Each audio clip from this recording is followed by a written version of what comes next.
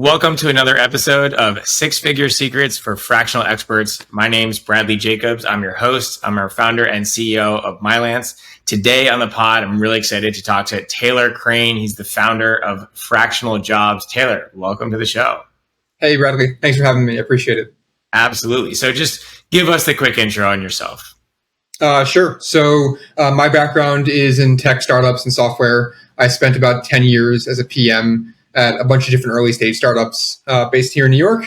I started my first company actually in 2020, went the venture backed route, lots of highs and lows there. And coming out of that journey, I sort of, wound down, but ended up selling the company and was sort of looking at, what is it that I want to, do next in my career. And what spoke to me was supporting other founders on their early stage startup journey.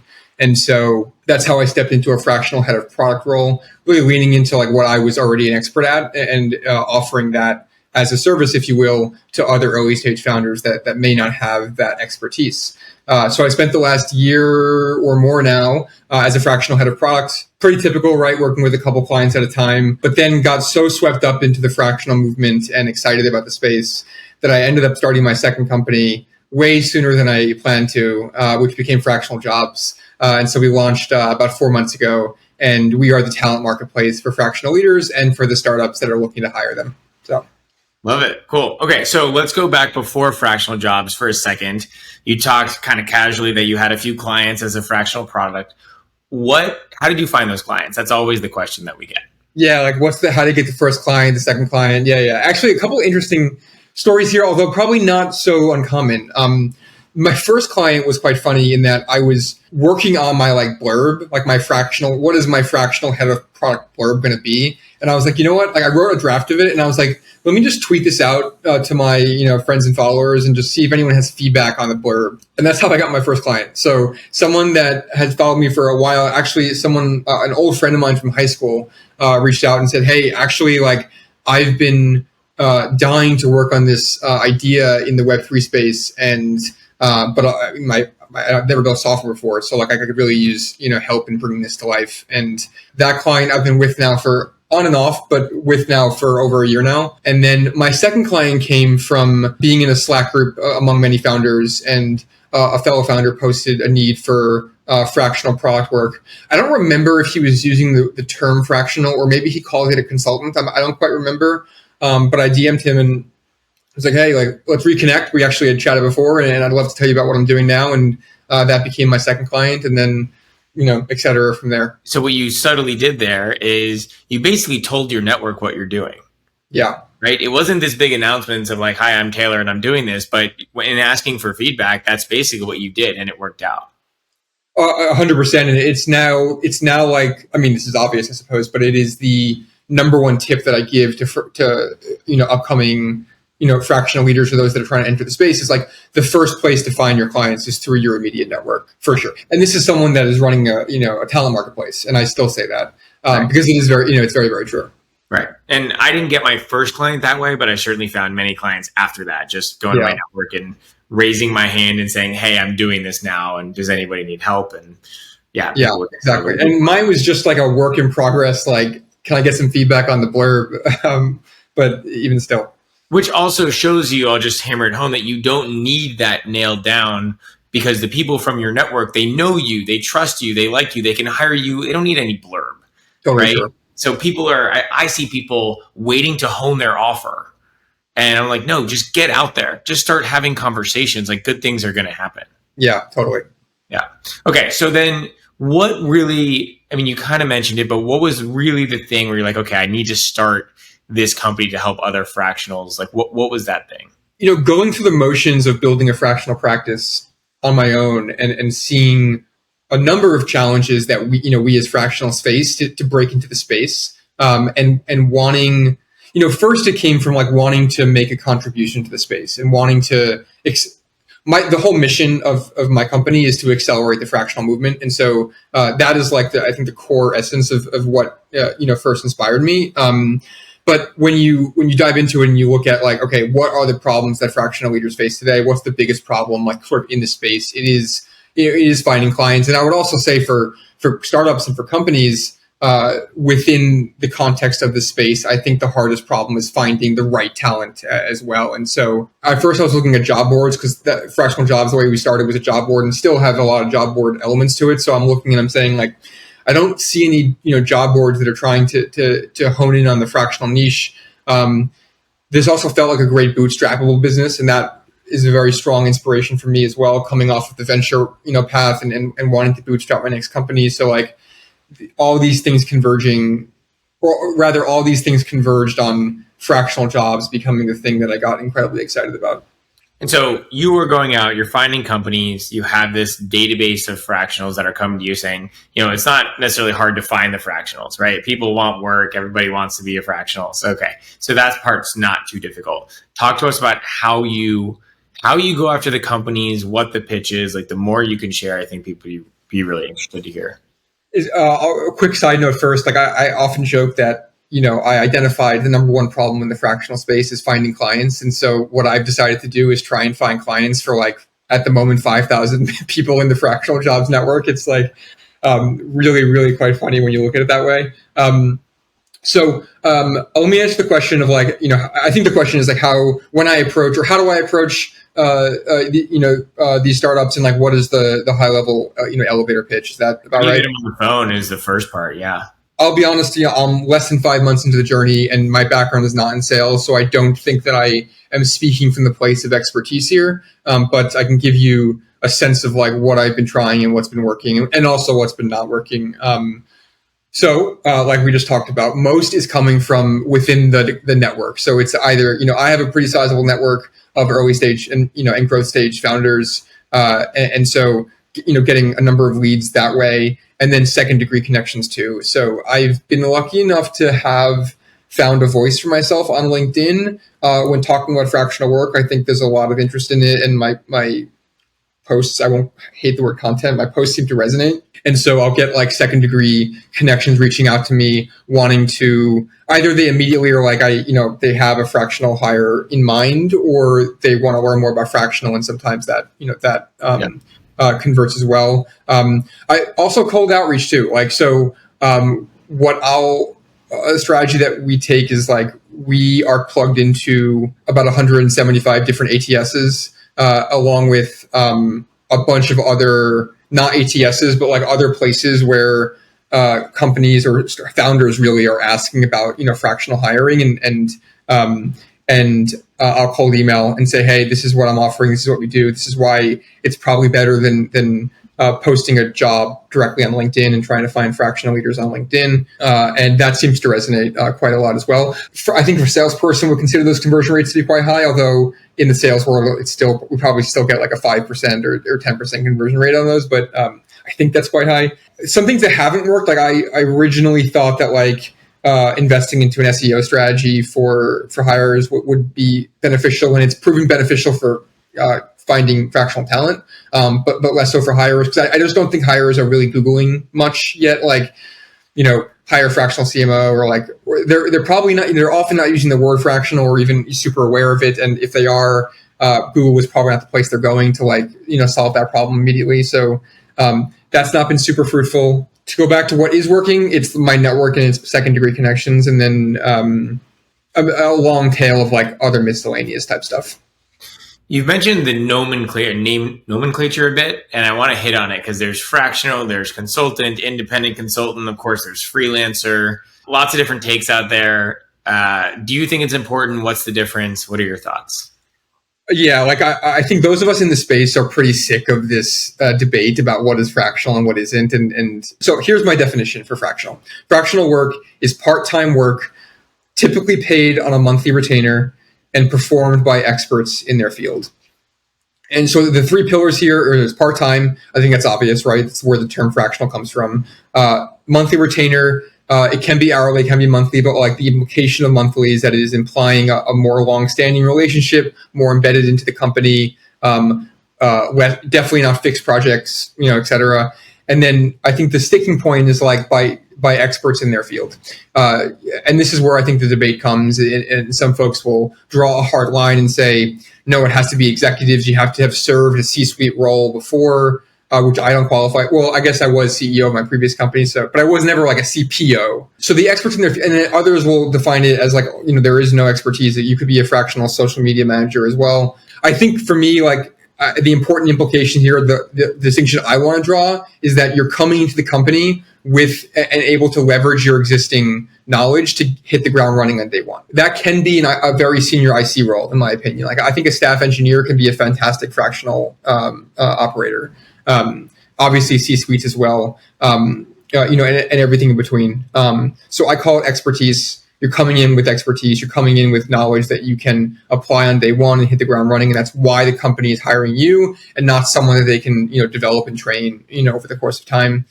But I'm keeping it necessarily vague because I think drawing too hard of a line is just a losing game, frankly, because the word is going to morph and change over time, no matter what any one person thinks about it. Kind of nihilist. Yeah, and I'm almost telling people at this point, stay away from all the words, for example, on your LinkedIn headline, and just say what you actually do. Yeah. Right? Saying I'm a fractional COO or I'm an independent operator, like it doesn't tell anybody anything, right? Yeah. Tell me what you do and who you do it for, and then I actually know, and we can it doesn't matter, right? I think that's an interesting point, and I've had this debate with others as well. Here's my counter to that. Not that I don't feel strongly about this, but my counter is like I'm still hopeful or optimistic that the word fractional can be quite meaningful to hirers, and so I'm not quite ready to say like just ditch the word and so tell them what. Not that you should obviously tell them what you do, right? It should be like the follow on, but like I hope that the word fractional, like a fractional COO, fractional CMO, is communicative enough that it does like, nail at least part of your value prop and it's important. But I certainly hear you. Like it can also feel nebulous and like, if the hirer doesn't know what the word means, why are you using it? And, all this stuff. Yeah. It's tough. And the one thing I really don't like about the word consultant, right, is there's this negative connotation that consultants, and I used to be one, I was a management consultant out of school, I didn't know anything, right? I would go in, I would learn the industry as quickly as possible, but I really didn't know. And, they just kind of bring in what they think are smart people to go and help these clients,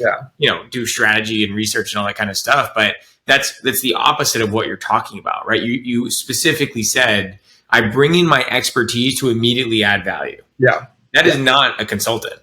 Right? Yeah. Or what we perceive a consultant is like. I think that's fair, and I can also like the one way that I describe this difference here is like a consultant tends to be more at arm's reach of the company. They're providing strategic guidance and recommendations, but that tends to be where it stops. And it's a lot less common. I think that they're doing the execution work of their own recommendations. Whereas I think a fractional leader is responsible for the execution of their recommendations. Right. Which is, especially in the startup world, SMB world, it's like, I don't really need another strategy advisor, right? Like I need someone that's going to come in and like move the ball forward. Yeah, exactly. Yeah. Okay. Let's talk about who are you bringing, like what kind of fractionals are you bringing into these companies? What do the projects look like? Okay. So fractional jobs, we support about 10 different function areas. Some are obviously more popular than others. Interesting note here is that like what's most popular among fractionals is a bit different from what's most popular to be, among hirers. So like the most common fractional roles that I see in my network is going to be marketing, product and operations. But the most common roles that companies are hiring for on fractional jobs specifically is going to be marketing, engineering and design, actually. One caveat that like I think you and I both know that fractional CFOs, like finance leaders and HR leaders, are probably the most popular fractional roles in general across in the business world. But my network is very startup focused and also leans on the more technical side as well. Okay, that was kind of a side tangent though. I think your question was what are hirers hiring for, like what problems are they trying to solve? I'm afraid to generalize because I've seen so many different problems come my way, among hirers. A few that stand out to me are several companies. The category is like, I need a a big boy or girl in the room. I need like the adult in the room, if you will. I have, let's say, an engineering team. They're amazing ICs. I'm struggling to get the more strategic guidance and leadership that I need as a non-technical CEO. I've seen that for engineering. I've also seen that for marketing too. Yeah, I mean, probably the most common one of all is like, hey, I have this like burning need for like more strategic type work, and I just don't have the budget for a full-time hire. So like one that sticks out to me right now is like we just placed a head of user acquisition at a Series A startup, and the inspiration behind this was we're doing a lot of paid acquisition right now. It's working well. Neither myself nor my co-founder are paid experts at all. Even if we went to try and hire an outside agency, we would have no idea how to manage them or what to tell them. We want someone that can be a part of the team, feel part of the team, really be with us and our advocate, and then manage, probably go out and hire a paid agency, manage that agency, manage their budget, and then report back to us on how they're doing. So like, again, it's like that strategic, we want the strategic help. We don't have the budget or maybe the need for that full-time role. But we see a lot of value in having, in having someone part-time. So I get asked the question all the time saying, is there demand for my service? And then this person will go tell me what they do. So before I tell you what my answer always is, what would you tell that person? But like, I do get this question a lot too. And like, I'm always, like, I'm super optimistic in general. So like a lot of times my answer is like, this is an amazing niche. I love this for you. Like, I think this is super cool. And I see this being potentially a very popular fractional role in the future. Not yet. I haven't seen any roles for it. So like I get several times now. I've had like a fractional like head of user research type person reach out to me, and it is maybe my number one favorite fractional role that I don't see exists yet. I come from a product background, so like it's very important that roles are important to me. But like, how many startups can afford to hire a full-time head of user research? It's just not super common. So broadly speaking, like, most of the time my reaction is like, I love that niche. I can't wait for it. I'm not seeing a ton of it yet, but I hope to see it in the future. What's your answer? My answer is, if you can be hired for it full time, there is a part-time role, but it may be less common, and that's totally fair.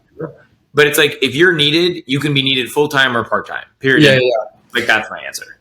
I think it's totally fair, and like the challenge is like finding that part-time role, which the more uncommon it is, the more, of course, the more challenging it's going to be. But I 100% like am philosophically aligned with you that like, if the role exists in a full-time capacity at all, it should definitely exist in a part-time capacity. I would go even so far as to say that I think that there are part-time roles, like fractional roles, that don't even have a good full-time equivalent. But will exist, in the near future. A good one I can think of is a head of no code. I met someone last week who wants to be a fractional head of no code.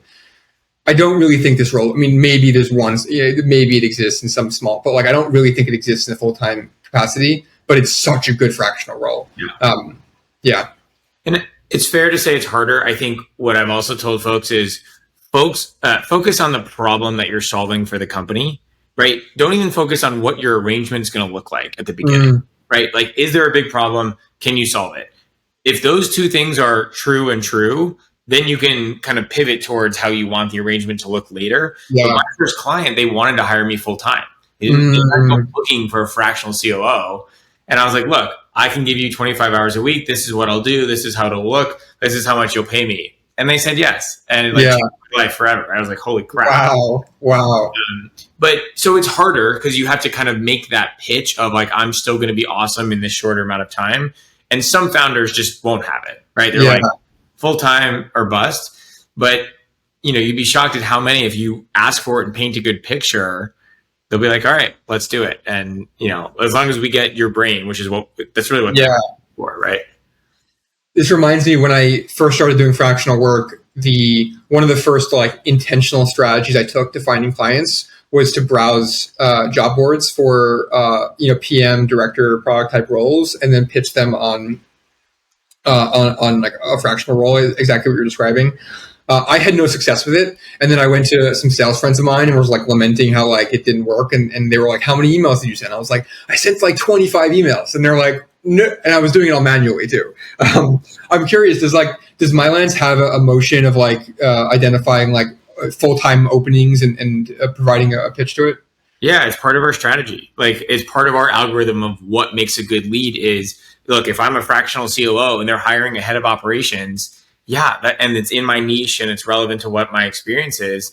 Yeah, they're sharing that they have a need, they have budget, there's a gap on their team, that company's in your niche. Like find me a better list of criteria than that.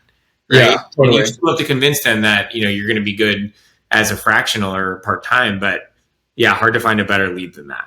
I think that's true, and I actually wish that I knew about Mylance a year ago because, like, as I said, I was like sent 25 emails like manually and like wrote thoughtful. Took a long time, and I was like, I'm done with that. Yeah, and it's funny. I must have gotten incredibly lucky because when I first decided to do this, it was like 6.5 years ago now. But I sent out 12 messages, and 11 got rejected or said no or ignored me. One was like, "Oh, we'll talk to you," and that one was my first client. Yeah. And I don't know what would have happened if I had gotten 12 no's. The 13th could have been a yes, but I don't know if I would have gotten. I didn't know anything about sales at the time. So, wow, was it cold? It was cold outreach on your part? That was actually responding to some inbounds from LinkedIn from either recruiters or hiring managers. So, yeah, but everyone was like, "Yeah, I don't want a part time. I don't want like, no." And then one person was like, "Oh, interesting. Like, let me talk to our founder and ask." Yeah. So sometimes you get lucky. Talk to me about the market. So every single person these days is, I was doing fine with lead generation until the last 6 months. And I know you're newer to the ball game, but like, what does the market look like from your perspective right now on the company side? That's an interesting perspective, actually, that I've not heard a ton of. Not that I've heard the opposite, but I don't have a lot of data on what you just described. And that's very interesting, actually. And I can certainly echo it from my side. So like, there's a ton of excitement and enthusiasm among fractional leaders that are part of the Fractional Jobs network, and we don't have nearly enough. I mean, this is like the core problem that I'm trying to solve. I think it's like the core problem that you're trying to solve as well. I don't have, unfortunately, data on like a year ago or like how it's changed over time, but like it is definitely here's what I'll say. I think like we're in a moment right now over the last year or so where what I call the fractional movement has picked up like incredible steam. It's if you had to graph like brand awareness for the word fractional over time, like it's like a sharp up into the right curve over the last year or 2 years. It is an easier and simpler sell to employees, to like the employee side of the market, than it is to the company side of the market. And so what that means is, in a world in which it is growing increasingly, the brand awareness, quote unquote, is growing, it's going to be a very imbalanced market until it hopefully balances out over time, right? So we have like a wave of employees that are in part, laid off from the corporate job. They are, burned out from corporate life, or like, sort of rejecting it, and they're looking for alternatives. And again, as I said, fractional is a very attractive, thing to be doing. And so, yeah, what we see is like, if we have 5,000 folks in the network today, and we have, 24 open jobs right now, or something like 22 or something like that. And you can do the math. It takes like my general recommendation, and I'm sure this is probably your recommendation too, is like, as a fractional, your goal is to do everything you can to generate leads. Use every available tool that you have, because it's hard. Yeah. So we talked about this on our past conversation, and I certainly don't have the answer, and I don't think you do either. So maybe we can workshop it a little bit here. But the question is, and you just said it, right? There's not nearly enough projects to go around.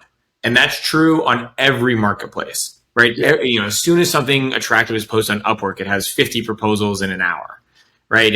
And that might be more commoditized work, but Catalan business talent groups, it doesn't matter, right? Yep. It's all the same problem.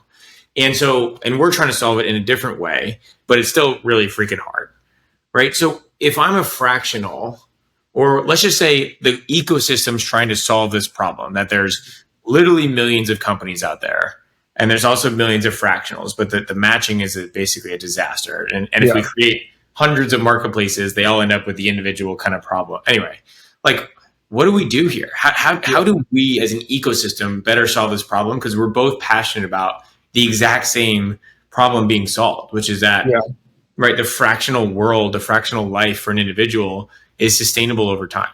Like you can do this, work 25 hours a week, make good money, spend time with your family or travel, or do whatever. Like what does the ideal ecosystem look like? So the way that I've approached this, and this is the sort of the mission that I've given myself, or charter I've given myself for this, phase of my company, is I think the unlock, or a potential unlock, is to be evangelizing the benefits of fractional leadership work with companies. Like I just said, like it's easier. It's an easier sell for fractionals, right? It's much harder for companies. But if we can make progress on that, it will unlock. Like that's where the demand is, right? If we chip away at that problem and we unlock, one by one, founder by founder, or CEO by CEO, what the benefits of fractional are. I'm spending time talking to skeptics, I have funny stories about talking to founders that were like super anti-fractional, and in one example, they have 3 roles on fractional jobs right now.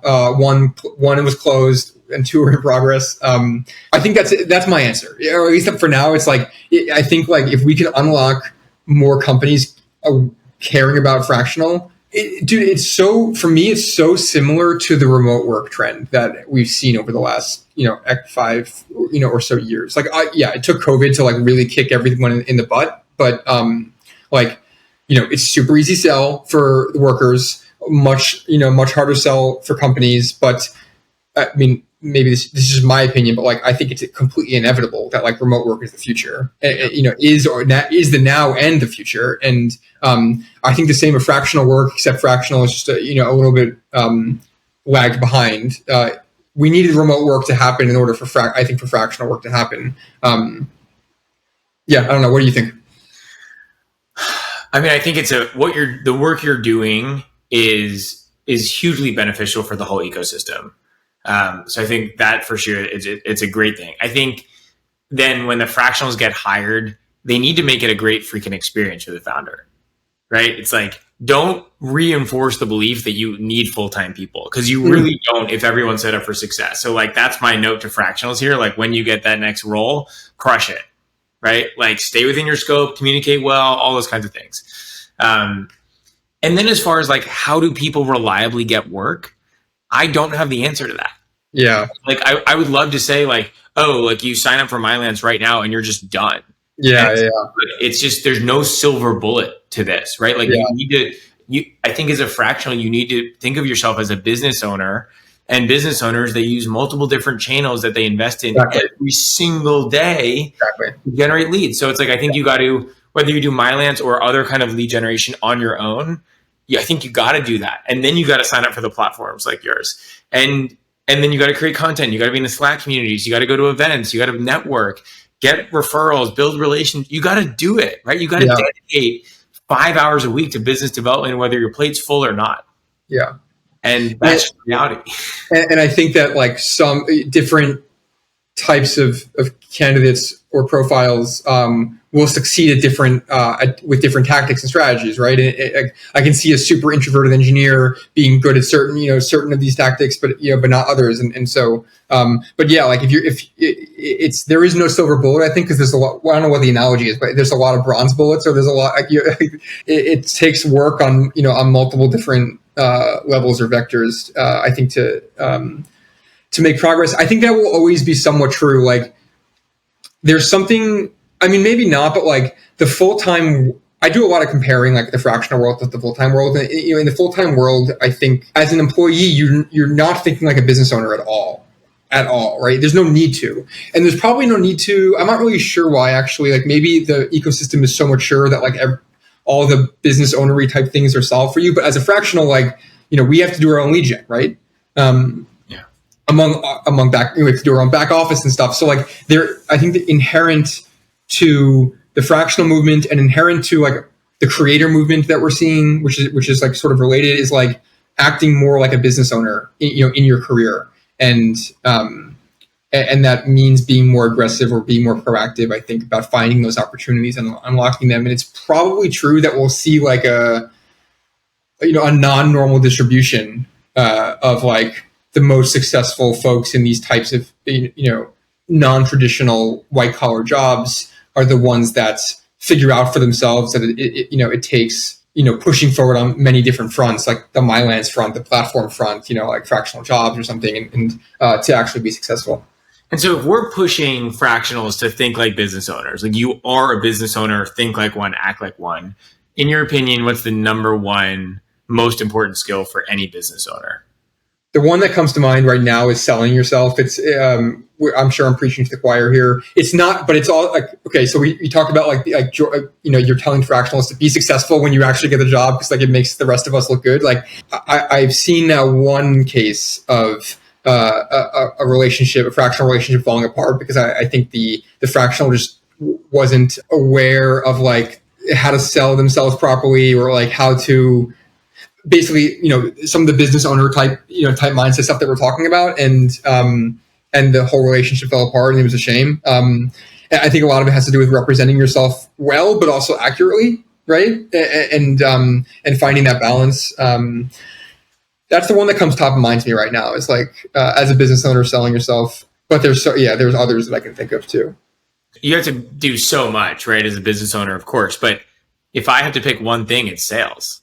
Yeah. There you go. Yeah, and it's just like, and most people, you aren't taught sales unless you go learn sales, right? It's not a natural thing, and so, like as business owners, like go invest in a sales course, go talk to B2B sales. Like, what are these people? Like you said, you talked to someone after you sent 5 notes, and they were like, "What are you doing?" Right? Yeah. You didn't know that, and how could you know? That's not normal to know that. That's like nothing compared to the volume you guys are used to, right? So I talk to people and they're like, I was like, how much you want to invest in sales for your business on a monthly basis? And they're like $0, $50. I was like, what percent of revenue is that? Right? It's like, 0.1%. Yeah. The average company spends 10% of gross revenue on their marketing and sales budget. Like you're a business owner. Like let's start thinking like one. Yeah. Like, that's a great point. In one of my playbooks, I write these playbooks for particularly for new fractionals. And in one of them, I write about what I call the mindset shift away from I'm an amazing CTO, like I'm an amazing engineering leader, right? You have to shift your mind away from that into I'm a business owner that sells engineering leadership services, and the product I'm selling is myself. And that shift is not trivial and is not doesn't happen just naturally automatically. You have to intentionally think of yourself that way. Right. I think there's a lot of awesome benefits to doing that. I actually think it makes me show up to work a lot better and like more enjoy the work I do. But it is a mindset shift. Yeah, that's a cool anecdote right there. And so I was talking to a woman the other day, and she told me her specific service, and she said, "Is this in demand for my ideal customer profile?" She's asking me, as if I know like every single one.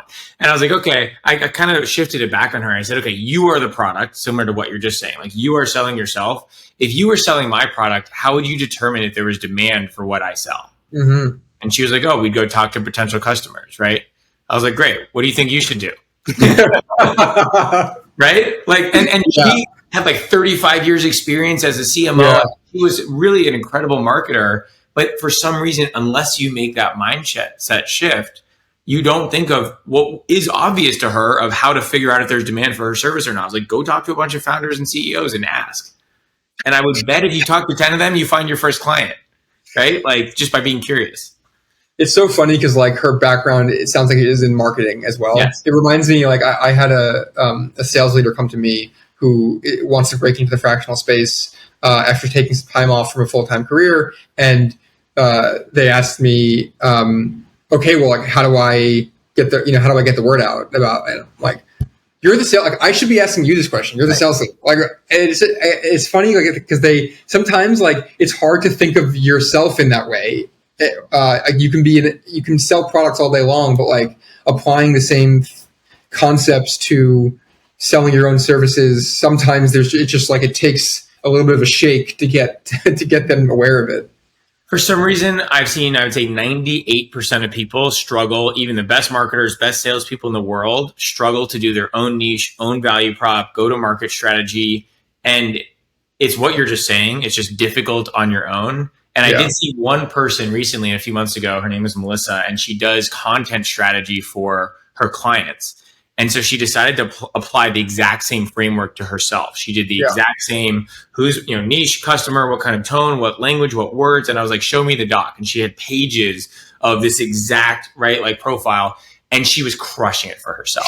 That's awesome. And I told her, I was like, you are the outlier in someone that can actually do it for yourself. And you should be like really proud of this. Like, this is incredibly impressive because the best marketers in the world can't do this. That's super cool. Yeah, it was. Yeah. Anyway, is there anything you want to leave our listeners with? Our listeners are like experienced fractionals, even small agency owners.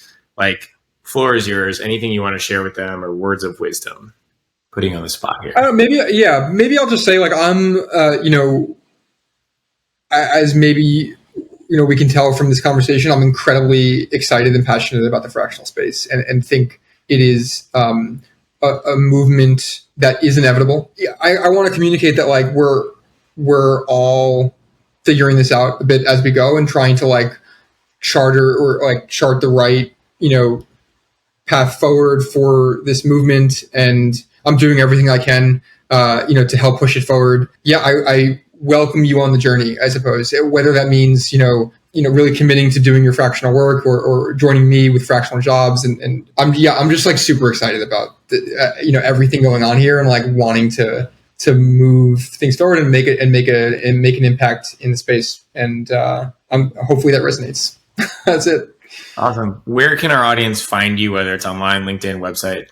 Sure. So the website's fractionaljobs.io. And then for myself, you can find me on LinkedIn at Taylor Crane, and Twitter is the same. Okay. Yeah. We'll post those in the show notes as well. So clickable easily. And you said you're posting LinkedIn content so people can follow you and kind of follow that content. Yeah, I definitely am. Yeah. Plenty from my own account. And then a little bit from we post all the job alerts on the Fractional Jobs LinkedIn account too. So feel free to follow that. Cool. Awesome. Well, Taylor, really enjoyed the discussion. So thanks so much for being on the show and entertaining it all. I did too. Thanks, Bradley. Appreciate it. You got it. Have a good one.